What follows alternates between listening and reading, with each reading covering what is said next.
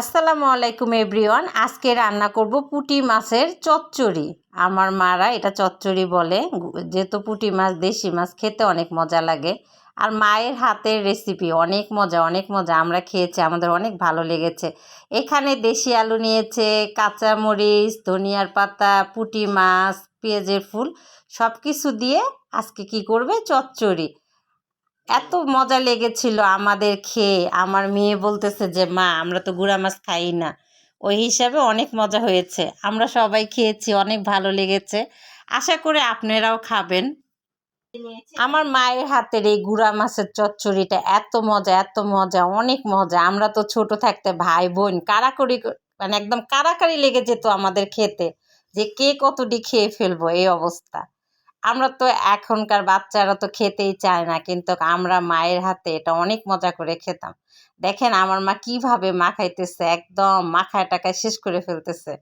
কিন্তু আমাদের আশেপাশে কতটি ছোচা আছে, তারাও দৌড়ায় এসেছে ভাজি খেতে। আমরা বলেছি যে না, আমরা তো ভাজিটা দিব না, কারণ এটা আমাদেরই লেগে যাবে। আজকে বিশ্বাস করেন, আমরা নিজেরাই খেয়েছি, এত মজা লেগেছে। তারা এসে দেখেছে একদম পাতিল খালি হয়ে গেছে। কি খাবে বলেন, দুঃখের বিষয় কিছুই নাই। আশা করি ইনশাআল্লাহ একদিন খাওয়াবো। এখানে মা অনেক সুন্দর করে মেখে নিয়েছে। এখানে হালকা একটু পানি দিয়েছে, অল্প একটু পানি দিবে, পানি বেশি দিবে না, কারণ গুঁড়া মাছের চচ্চড়িতে পানি তেমন একটা লাগে না। আপনারা আশা করে অবশ্যই খাবেন।